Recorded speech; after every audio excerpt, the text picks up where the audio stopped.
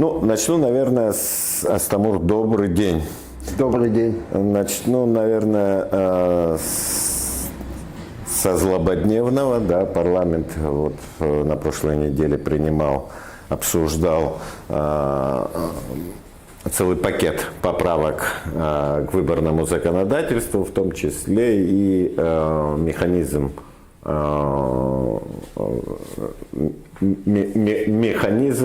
определения там, знания абхазского языка и кто там этим будет заниматься для кандидатов в депутаты парламента, то есть парламентские выборы вот на носу уже в начале следующего года, и, соответственно, времени у нас, как всегда, цейтнот, и мы всегда в последнюю минуту начинаем все это. Но вот, собственно говоря, не состоялось. Вот это. Хотя вроде бы технический вопрос, но вот как-то так объединили все в одну кучу, и вопрос в итоге сняли и с повестки, я так думаю, в любом случае это в повестке появится, но в следующей сессии. Но как бы в нынешней сессии он стал непроходным. Вообще, что ты думаешь вообще вот этой всей полемики в силу того, что вроде бы закон принят давно, о том, что депутаты должны будут знать абхазский язык, то есть это в 2021 или 2022 году принял парламент. Сейчас речь идет о технических моментах, да, там определить, кто будет определять знания, насколько степень знания и вот сами критерии необходимых знаний для того, чтобы тебя утвердили кандидатом в депутаты. Вот, в общем-то, такой технический вопрос, и вот столько полемики возникло в абхазском обществе, там, то есть начали выходить люди, политики, там, лидеры политических организаций, говорить, что мы не готовы и так далее и тому подобное. Вообще, я бы хотел услышать твое мнение вообще по вот этому поводу. По поводу вообще положения абхазского языка. Да. Вот. Ну, положение абхазского языка печальное. Мы с тобой не раз обсуждали, когда мы говорили о вообще предназначении нашего государства. Мне кажется, одна из его главных функций, не единственная, но одна из главных функций, это обеспечить сохранение абхазского народа. Сейчас приходится читать про то, что абхазская идентичность, она может существовать и без абхазского языка. Я вот читаю, и раньше такие мнения высказывались. Вот. Ну, на мой взгляд, это вряд ли возможно. Потому что у нас много абхазов русскоязычных, к которым я тоже принадлежу.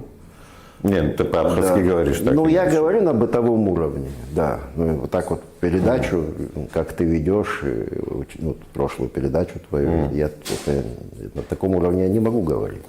Вот. У нас много настоящих патриотов в Абхазии, которые не владеют, к сожалению, абхазским языком.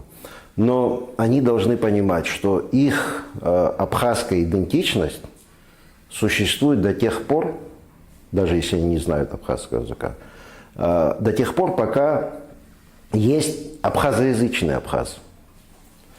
Вот. Они, как правило, вот те, кто не знают абхазского языка, это первое поколение людей, не владеющих абхазским языком. Вот. Их родители говорили на абхазском языке. Следующее поколение и дальше это будет просто растворение. Вот я не вижу просто в этом смысле, как может функционировать абхазский народ, не владея своим языком. И для нас это вопрос самосохранения. И этнической идентичности, и национальной идентичности. Это разные немного вещи. Вот.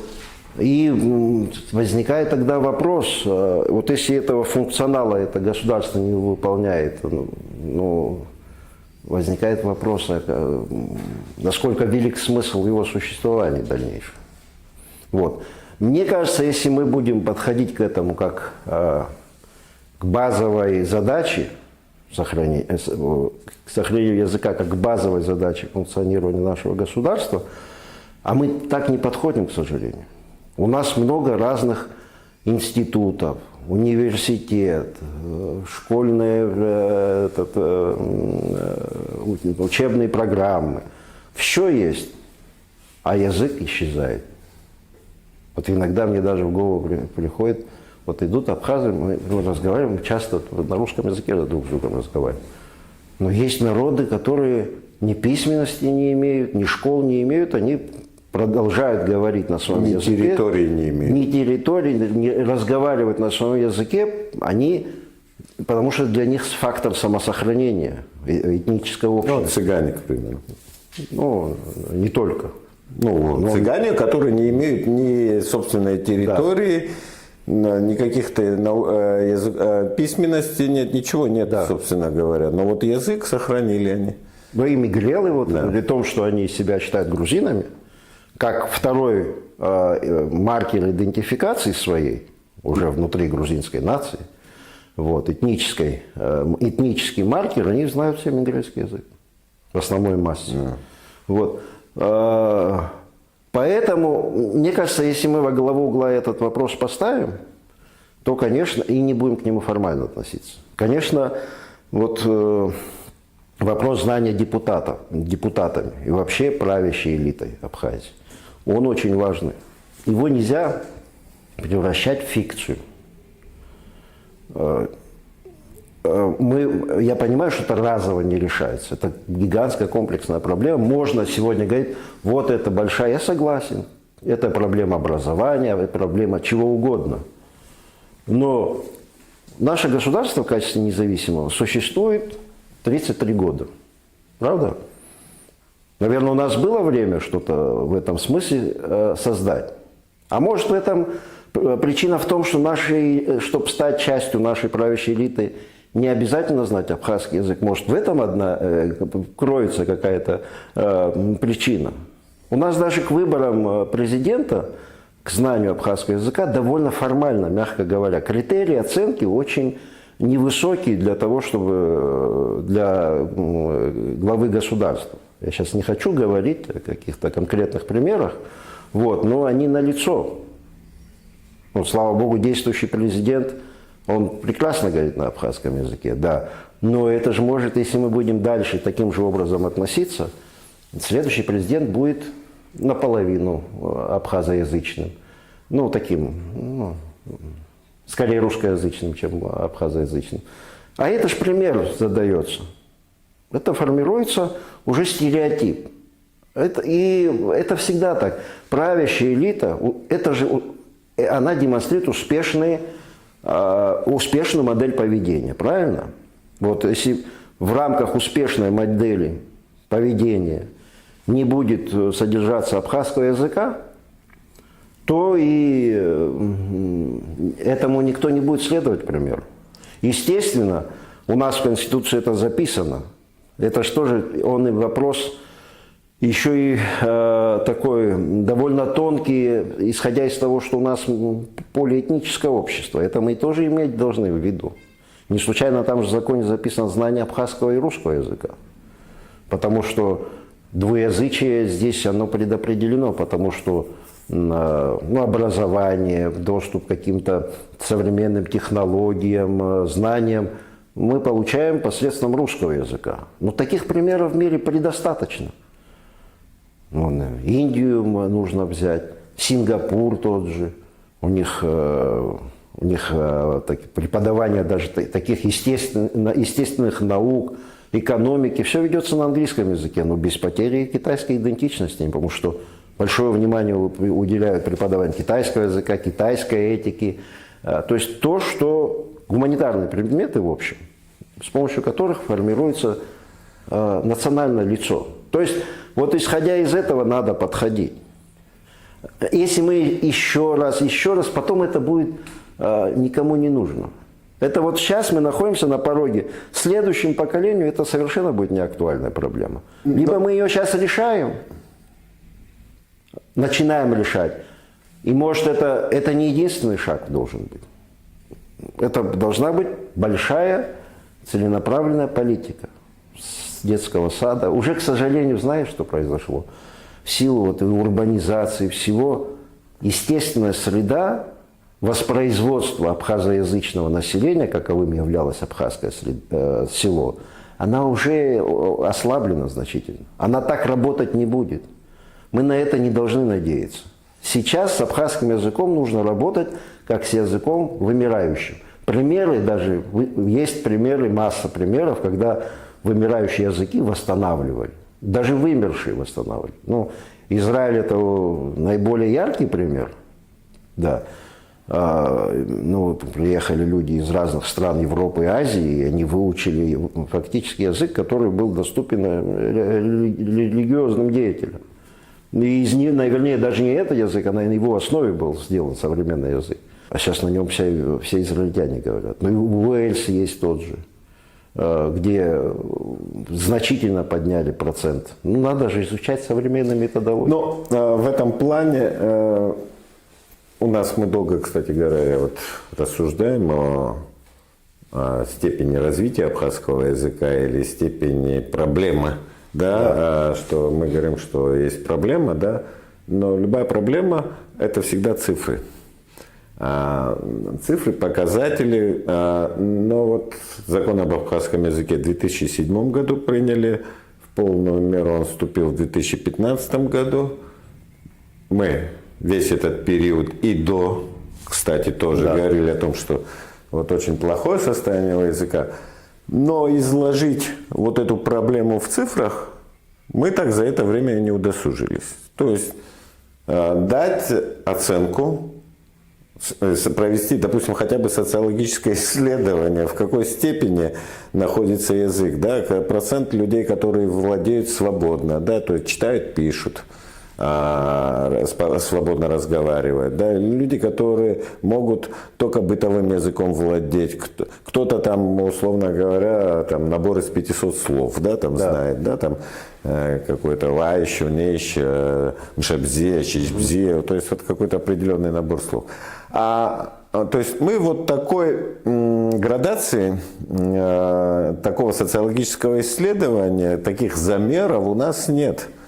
При этом у нас есть финансирование по развитию абхазского языка. У нас институционализация просто сумасшедшая. Да, институционализация есть. Да, даже законы даже есть. Да. Ничего не работает. Но при этом, на эту цель. При этом мы финансируем проекты, но как бы опять же должны, если ты отпускаешь деньги на эти проекты, ты должен как бы для себя понять.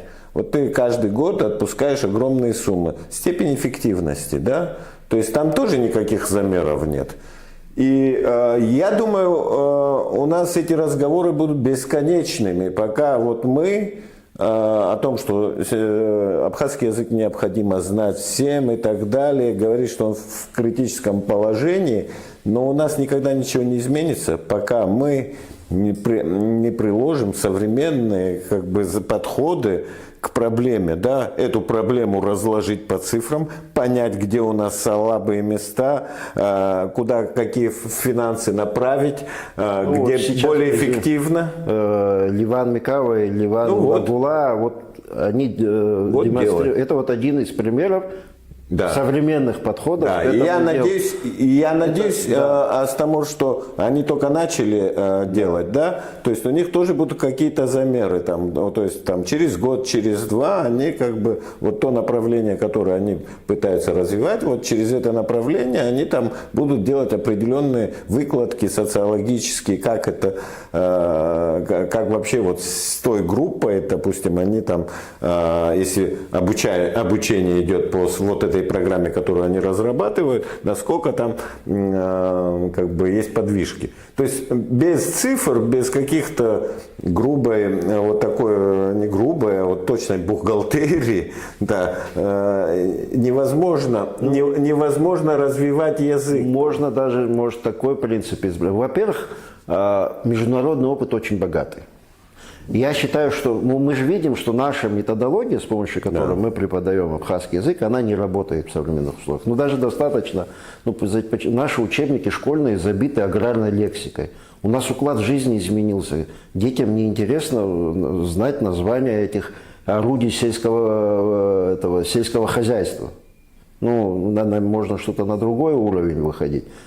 Но если была бы, допустим, какая-то программа широкая, можно грантовую систему ввести, государственные гранты, чтобы реализовывали разные профильные специалисты. Ничего страшного не будет, если мы привлечем из-за рубежа тех, кто знает методологию. Ну, чтобы они с нами поделились опытом. У нас были там эпизоды, там в Уэльс ездили наши. Да, но это надо на какой-то системный уровень выводить. Вот. И ну, мне кажется, просто мы должны для себя определиться вот, политически. Вот мы же какие-то вещи декларируем. Но это же у нас не застольная просто беседа. Если мы хотим это превратить в какие-то реальные действия, для этого нужны программы, для этого нужны деньги, для этого же нужны люди, для этого нужно повышение престижа, нужна государственная пропаганда. Да, сейчас это слово не любят, но государство без пропаганды не существует. Ты должен прививать посредством государства программы важность этого. У тебя есть для этого и телевидение есть, и разные там эти телеграм-каналы, и интернет-ресурсы разные. Ну, это же надо использовать. Просто, чтобы это все работало на эту задачу.